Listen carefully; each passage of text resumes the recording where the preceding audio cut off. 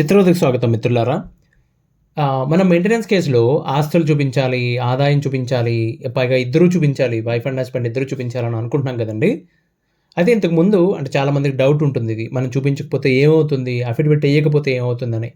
ఇంతకుముందు ఇలాగే ఉండేదండి. అంటే ఒక 5, 6 years back, I think 5 years back maintenance కేసుల్లో ఏమయ్యేదంటే అబ్బాయి వాళ్ళకి 10,00,00,000 రూపాయల ఆస్తి ఉంది అని చెప్తుంటే పక్క నుంచి అబ్బాయి వచ్చి అనేవాడు, లేదండి మాకంత ఆస్తి లేదు, ఏం లేదు. అమ్మాయికే బోలెడంత ఆస్తి ఉందని చెప్పేవాడు. ఇది ఎప్పటికి తేలేది కాదు. సో, అందుకని చాలా స్టేట్స్‌లో కొన్ని హై కోర్ట్స్ ఇచ్చాయి. తర్వాత మేజర్‌గా 2020లో సుప్రీం కోర్ట్ ఇచ్చింది. ఒకటేంటంటే ఒక ఆర్డర్, ఒక స్పెసిఫిక్ కేస్‌లో ఆర్డర్ ఇచ్చిందేంటంటే ఇట్స్ మ్యాండేటరీ దట్ అంటే ఖచ్చితంగా అబ్బాయి గాని, అంటే పిటిషనర్ గాని, రెస్పాండెంట్ గాని ఇద్దరూ కూడా affidavit of assets and liabilities. So, both parties ఇది సబ్మిట్ చేయాలనమాట. సో, ఇది సబ్మిట్ చేసినప్పుడు ఏమవుతుందంటే కొంచెం ట్రాన్స్‌పరెంట్‌గా ఉంటాయి తీర్పులని చెప్పి వాళ్ళ ఉద్దేశ్యం. ఎంతో కొంతన్నా బయటపడుతుంది కదా! ఎంతుంది, ఏముంది అని చెప్పి తెలుస్తుంది కదా! ఇవాళ రేపు ఆధార్ కార్డ్, పాన్ కార్డ్ ప్రతి దానికి మ్యాప్ అయి ఉంది కదా! సో, కాబట్టి విషయం బయటపడుతుందని చెప్పి చేశారండి. అయితే ఇప్పుడు నేను చెప్పేదేంటంటే ఇది ఇది మాక్సిమం అందరికీ తెలిసిన విషయం. అది సబ్మిట్ చేయకపోతే ఏమవుతుంది? అది మాట్లాడుకుందాం. ఇప్పుడు కాన్సిక్వెన్సెస్ డిఫరెంట్‌గా ఉంటాయి. హస్బెండ్‌కి వేరేగా ఉంటాయి. లేకపోతే అంటే రెస్పాండెంట్ ఎవరైతే ఉంటారో మెయింటెనెన్స్ కేస్‌లో హస్బెండే కదా రెస్పాండెంట్ అంటే, వాళ్ళకి వేరుగా ఉంటాయి కాన్సిక్వెన్సెస్, వైఫ్‌కి వేరుగా ఉంటాయి. హస్బెండ్ పరిస్థితి ఏంటో చూద్దాం. భర్త పరిస్థితి ఏంటో చూద్దాం. ఒకవేళ ఈ అఫిడవిట్ సబ్మిట్ చేయకపోతేనండి, కోర్ట్ ఏం నమ్ముతుందంటే, బై డిఫాల్ట్ కోర్ట్ ఎలా నమ్ముతుందంటే, మీకు టైమ్ ఇస్తది, అవకాశాలు ఇస్తది. అప్పుడు కూడా సబ్మిట్ చేయలేదనుకోండి, సో, దాని అర్థం ఏంటంటే, నీ వైఫ్ ఫర్ ఎగ్జాంపుల్ నీ దగ్గర నుంచి నెల నెల ఒక 80,000 కావాలని అడిగిందనుకో, నువ్వేమో అఫిడవిట్ ఎయట్లేదనుకో బాసు, నేను నీ గురించి ఏమనుకుంటదంటే, ఓకే, వీడి దగ్గర సఫిషియంట్ ఇన్‌కమ్ ఉంది. ఆ వైఫ్ ఎంత అడిగిందో అంత ఇచ్చేయడానికి అని చెప్పి అనుకుని, అంతే కదా మరి! వాళ్ళు అడిగినప్పుడు నువ్వు చెప్పలేదు కదా! నీ ఆస్తులేంటనేది, నీ నీ ఆదాయం ఏంటని చెప్పి. సో, కాబట్టి హైయర్ మెయింటెనెన్స్ అమౌంట్ ఇచ్చేస్తారు. ఏదో సినిమాలో చెప్పినట్టు 80,000 అంటే ఎక్కువేమో కదండీ అంటే, 80 కాదు గానీ 78 ఇద్దాం అన్నట్టు ఆ టైప్‌లో 2,000 తగ్గించి ఇచ్చేస్తారు ఆర్డర్. వాళ్ళదేం పోయింది. నువ్వే పట్టించుకోనప్పుడు. సో, అది ఒకటి కాన్సిక్వెన్స్ అంటే. రెండోదేంటంటే కొన్ని చోట్ల ఏమవుతుందంటే, నేను ఫస్టేమో నాకు ఇంకో వాయిదా ఇవ్వండి ఇస్తానని, ఇంకో వాయిదా ఇవ్వండి ఇస్తానని ఇలా సాగదీసి చివరికి నువ్వు వేయలేదనుకో అఫిడవిట్. వార్నింగ్స్ ఇచ్చిన తర్వాత కూడా లాస్ట్ ఛాన్స్ అని చెప్పిన తర్వాత కూడా వేయలేదనుకో, కంటెంప్ట్ ఆఫ్ కోర్ట్ అని చెప్పొచ్చు. నీకు ఫైన్ ఎయొచ్చు, తర్వాత పెనాల్టీ ఎయొచ్చు. ఫైన్ ఆర్ పెనాల్టీ ఎయొచ్చు. లేకపోతే ఎక్స్ పార్టీ ఆర్డర్ కింద కన్సిడర్ చేయొచ్చు. అంటే without your affidavit, without your ఇన్‌పుట్స్ జడ్జిమెంట్ వైఫ్‌కి ఫేవర్‌గా ఇచ్చేస్తారు. సో, చాలా వర్స్ట్ కేస్ సినారియోలో నువ్వేమో అఫిడవిట్ ఎయట్లేదు. నీ తరపున ఇన్ ద సెన్స్ నీకు అగైన్‌స్ట్‌గా ఇగో నా భర్తకి ఇవి ఆస్తులున్నాయి. నా భర్తకి ఇక్కడ జాబ్ ఉంది. ఇదిగో సాలరీ స్లిప్ అని చెప్పి నీ వైఫ్ గాని వేసిందంటే అఫిడవిట్, ఎవిడెన్స్ సబ్మిట్ చేస్తే చాలా సివియర్‌గా ఉంటదది. నేను ప్రాక్టికల్‌గా చెప్తున్నానండి. ఇవి ఆప్షన్స్ ఉన్నాయని చెప్తున్నాను. ఇలా జరగాలని రూల్ లేదు. But yeah! ఇవి ఆప్షన్స్ ఉన్నాయి. ఇవి కాన్సిక్వెన్సెస్ అంటే ఇవి పరిణామాలు. ఒకవేళ నువ్వు అఫిడవిట్ సబ్మిట్ చేయకపోతే రెస్పాండెంట్ ఎవరైతే ఉంటారో మెయింటెనెన్స్ కేస్‌లో అంటే హస్బెండ్ ఎవరైతే ఉంటారో వాళ్ళకి కాన్సిక్వెన్సెస్. ఇక వైఫ్‌కి ఏంటో పరిస్థితి చూద్దాం.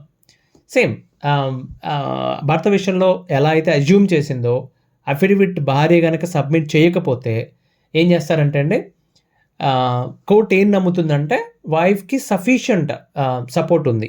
ఆమె దగ్గర సఫిషియంట్ మనీ ఉంది, ఇన్‌కమ్ కూడా ఉందని చెప్పి నమ్ముతుంది. నమ్మి ఏం చేయొచ్చు, ఆమె వెయ్యట్లేదు కాబట్టి డిలే చేయొచ్చు. కోర్ట్ కూడా నెగ్లెక్ట్ చేస్తది కేస్‌ని. అమ్మాయి వేయట్లేదు. కేస్ ఏసినోళ్ళకే లెక్క లేకపోతే కోర్ట్‌కి పట్టిందేముంది కదా! డిలే చేయొచ్చు. లేకపోతే ఎప్పుడో తిక్కరేగిందనుకోండి, మెయింటెనెన్స్ కేస్ డిస్మిస్ కూడా చేయొచ్చు కోపమొస్తే. మెయింటెనెన్స్ అప్లికేషన్ డిస్మిస్ చేసేయొచ్చండి. ఓకేనా? సో, ఇక మధ్యలో ఒకవేళ నాకు టైం కావాలని చెప్పి మళ్ళీ వేయకుండా ఉన్నట్లయితే గనక ఫైన్ ఎయొచ్చు, వార్నింగ్స్ ఇవ్వచ్చు. ఇది కామన్ అనుకున్నాం కదా! కొన్ని కేసెస్‌లో ఏదో ఒక వ్యాలిడ్ రీజన్ చెప్పి, సార్ నాకు ఇలా అయిందండి, అలా అయిందండి, దానివల్ల నేను అఫిడవిట్ ఎయలేకపోతున్నాను, నాకు ఏ ఆదాయము లేదు, నేను ఎయలేకపోతున్నాను అంటే గనక లీస్ట్ అమౌంట్ అంటే మెయింటెనెన్స్ కేస్‌లో లీస్ట్ అమౌంట్ ఇచ్చే ఛాన్సెస్ ఉంటాయండి. ఇది కాన్సిక్వెన్సెస్. మరి ఎవరు ముందేయాలి? సో, ప్రాక్టికల్ అడ్వైస్ ఏంటి అంటేనండి, నేను ఇంతకుముందు ఎపిసోడ్‌లో చెప్పినట్టుగానే ఎవిడెన్స్ ఎంత కలెక్ట్ చేయగలుగుతారో అంత కలెక్ట్ చేయండి. ఓకే. మీ ఆదాయం వీలైనంత తక్కువ చూపించండి. మీ వ్యయం వీలైనంత ఎక్కువ చూపించండి. అంటే ఉన్నదే కదా మీరు చూపించగలుగుతారు. కొత్తది చూపించలేరు కదా! ఇప్పుడు పర్సనల్ లోన్ అని చెప్పాను. తీసుకోవయ్యా! పర్సనల్ లోన్ తీసుకుంటే నేను గాలికి తీసుకున్నావు అంటే తిరిగి కట్టాలిగా మళ్ళీ నువ్వు. సరదా కాదుగా తీసుకుంటా. సో అదే చెప్తున్నా, అక్కడ చూపించడం కోసం తీసుకోండి, పెట్టండి, ఎవిడెన్సెస్ సబ్మిట్ చేయండి, అఫిడవిట్ కరెక్ట్గా సబ్మిట్ చేయండి. నేను మళ్ళీ చెప్తున్నా, మెయింటెనెన్స్ కేసులోనే కాదు, ఏ కేసులో అన్నా సరే మీరు ఎవిడెన్స్ పెడితే దాన్ని కన్సిడర్ చేస్తుంది కోర్టు. కన్సిడర్ చేయకపోతే మీకు అవకాశం ఉంటుంది అట్లీస్ట్ నెక్స్ట్ కోర్టుకి వెళ్ళడానికి. అసలు ఏమీ పెట్టకుండా నాకు న్యాయం జరగట్లేదు అంటే కరెక్ట్ కాదు. ఓకే, ఇప్పుడు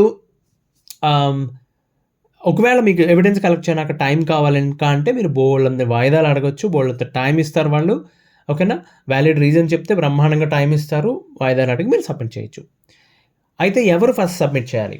ఓకే, కేసు ఎవరు వేశారు ఇందులో? మెయింటెనెన్స్ కేసు ఎవరు వేశారు? వైఫ్ కదా వేశారు. మోస్ట్ అడ్వకేట్స్ ఫాలో అయ్యే స్ట్రాటజీ ఏంటంటే let her submit her affidavit.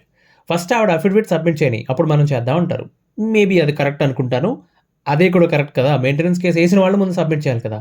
వాళ్ళు సబ్మిట్ చేసిన తర్వాత అది మీరు చెక్ చేసుకొని ఆవిడ కరెక్ట్గా సబ్మిట్ చేసిందా లేదా అని చెప్పి దాన్ని బట్టి అకార్డింగ్ టు హర్ స్టేట్మెంట్ వీళ్ళు కూడా కొన్ని మార్పులు చేర్పులు చేసుకుని సబ్మిట్ చేస్తూ ఉంటారు.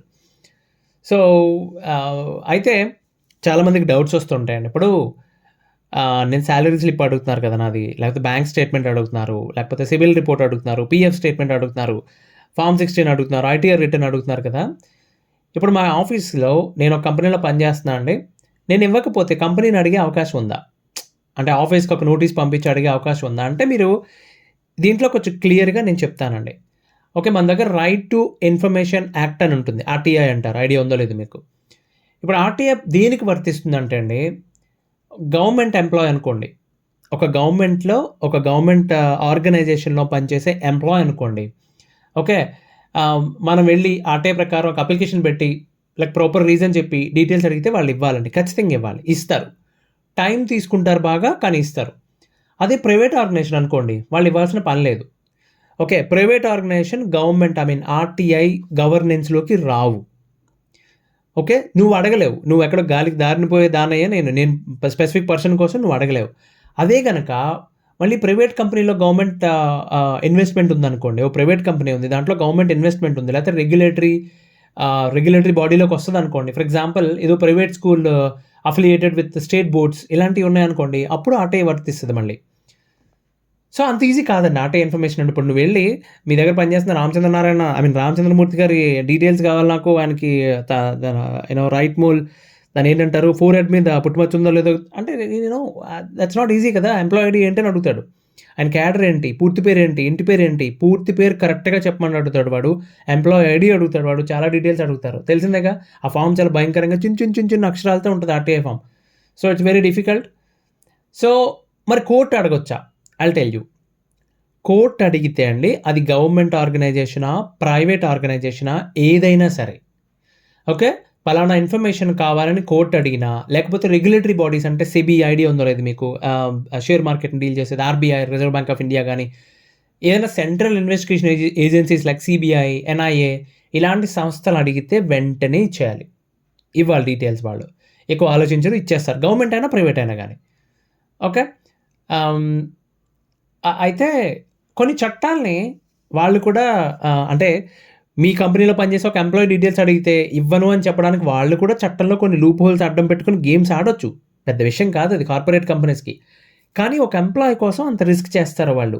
డీటెయిల్స్ అడుగుతున్నారు, ఓకే దట్స్ ఫైన్, ఇచ్చేస్తే పోద్దని చెప్పి ఇచ్చేస్తారు వాళ్ళు. కానీ కోర్టు నుంచి ఆర్డర్ తెచ్చుకోవడం అంత ఈజీనండి. ఇప్పుడు ఉదాహరణ చెప్తాను నేను. ఒక అమ్మాయి వచ్చి, మా ఆయన మైక్రోసాఫ్ట్లో పనిచేస్తాడండి, నెలకు 3 లక్షల రూపాయలు జీతం. లేకపోతే ఒక ఆవిడ వచ్చి దాని పేరు ఏంటంటారు, ఒక ఆయన వచ్చి మా ఆవిడ గూగుల్లో పనిచేస్తుందండి, ఆవిడకి నెలకి 3 లక్షల పావలా జీతం అనగానే కోర్టు ఇచ్చేస్తుందండి ఆర్డర్, బాబు శాలరీ స్లిప్స్ ఇవ్వండి నాకు అని చెప్పి. మీరు ఏం చేయాలి ముందు? అసలు వాళ్ళు మీ స్పౌస్ ఆ కంపెనీలో పనిచేస్తున్నట్లుగా పర్ఫెక్ట్ ఎవిడెన్స్, ఏ డౌట్ లేని ఎవిడెన్స్, పర్ఫెక్ట్ ఎవిడెన్స్ కోర్టులో సబ్మిట్ చేయాలి, ప్రూవ్ చేయాలి ఫస్ట్ ఆ కంపెనీలో పనిచేస్తున్నట్టు. ఓకే, అప్పుడు కూడా కోర్టు ఆర్డర్ ఇస్తుందని నమ్మకం లేదు. కారణం ఏంటో తెలుసా అండి?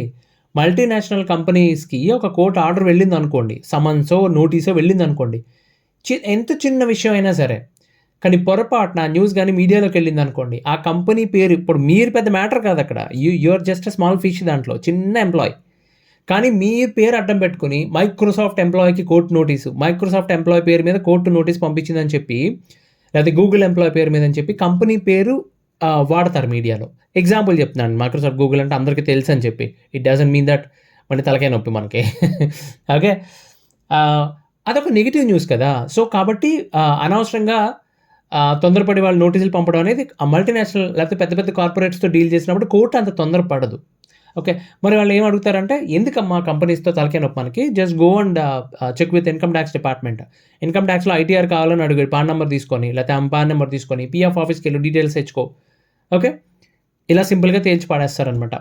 కానీ అంత దూరం రాదండి. ఒకప్పుడు వచ్చేది 2020 తర్వాత ఈ అఫిడవిట్ ఎప్పుడైతే మ్యాండేటరీ చేశారో, సబ్మిట్ చేశారా లేదా? అంతే. సబ్మిట్ చేయకపోతే అస్యూమ్ చేసేస్తున్నారు. ఓకే. నువ్వు సబ్మిట్ చేయలేదు అఫిడవిట్ అంటే దాని అర్థం ఏంటంటే నువ్వు జడ్జిమెంట్ ఏదైనా సరే రెడీగా ఉన్నాను నేనని చెప్తున్నాను కోర్ట్‌కి అంతేగా. దాన్ని బేస్ చేసుకొని ఎవరో ఒకరికి ఫేవర్‌గా ఇచ్చేస్తున్నారు వాళ్ళు. సబ్మిట్ చేస్తే దాని మీద ఆర్గ్యుమెంట్స్ నడుస్తాయి. కన్సిడర్ చేస్తారు. నీ అప్పులు, నీ ఆస్తులు, నీ ఆదాయం, నీ మీద డిపెండెన్స్, నీకున్న లోన్స్ అన్నీ కన్సిడర్ చేసి అప్పుడు జడ్జిమెంట్ ఇస్తారు. అదండి విషయం. సో, అఫిడవిట్ సబ్మిట్ చేయాలా అంటే చేయాలి. అది మీకే మంచిది. ఇక వచ్చే వాయిదాలో ఇంకొక మంచి విషయంతో కలుద్దాం. అంతవరకు సెలవు. ధన్యవాదాలు.